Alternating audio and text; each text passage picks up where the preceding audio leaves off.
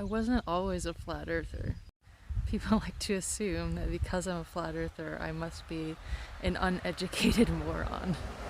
In reality, up until about 4 years ago, I was just like everybody else. On top of that, I was a biology and chemistry major. My goal was to be a biology professor with the dual certification so I could also teach chemistry. My senior year of high school, I spent at Cornell University in Ithaca in a life science program. I won a prize of Biology Student of the Year in high school. I also took biology twice because I loved it so much. From a young age, I had always had a fascination of understanding how things work and why things happen. What's also been present is my faith, although that wasn't even very serious until I was a sophomore in high school, but then it came really serious. You see, I had a very personal encounter with the Lord where I laid hands on a friend in prayer and was able to witness an actual miracle happen right before my eyes. There was no pretending that that didn't happen. So, from sophomore year all the way up to, now, I guess, it's been a battle between balancing my faith and science.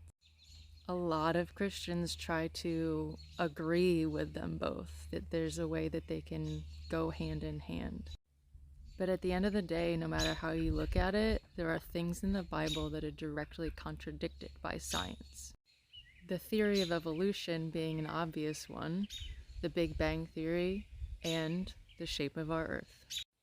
It got to a point when I just had to realize that it had to be one or the other for certain things. I couldn't serve two masters. I had a passionate love for science and I had a passionate love for God, but they both couldn't be right about everything. And that started my journey into doing some serious research of my own. I'm not talking just paying attention to conspiracy theory websites and stuff. I'm talking, I went hard digging into NASA files and government files. It took me hours upon hours, days and days of reading documents. I had, I think at one point, 21 tabs open on my computer. Another catalyst in this whole process was about the time that COVID came out, and something was just very fishy to me from a biological standpoint. And I didn't just believe the globe one day and then all of a sudden wake up and believe the flat earth. That's not how it worked.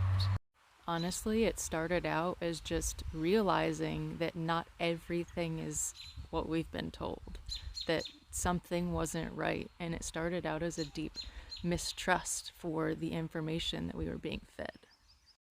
Since doing all of my own research, my faith in the Lord has been solidified tenfold. I believe what I believe for a reason, not just because I blindly believe what other people tell me. The things that we are taught from childhood are meant to have us look at the first page of the Bible and say, oh, that's not true, and then shut it and not give any of the book a rest of a fighting chance. Universe, universe, it literally means one spoken phrase. Yet the entire world gives credit to random chance, what is rightfully God's. What better way to convince people that God doesn't exist and you are unimportant than to convince you that you're a tiny little speck, a product of random chance, spinning through an indefinite universe? When in all reality, God made each and every one of us on this earth for a reason. He placed us in the period in time that He placed us for a reason. Every single one of us has the Spirit of God, the breath of life within us, and that's there for a reason, and He wants to know you. The Bible doesn't talk about other planets, an infinite level of expanding universe, because it's not there. God made the heavens, and God made the earth, and that is all that there is. What people think are extraterrestrials that are going to start coming out more and more now, they are fallen angels, and guess what? They are talked about in Scripture.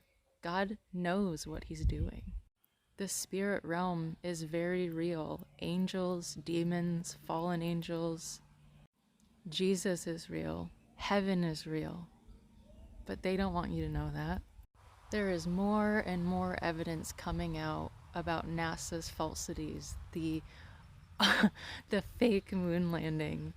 Gosh, I mean, so many people now realize that it never happened. At the end of the day, God has proven himself to be real in my life and loves me more than I could ever even imagine. It doesn't matter if the most powerful people in the world want to tell me something different. I know who I am. It doesn't matter what other people think about me. I believe what I believe, and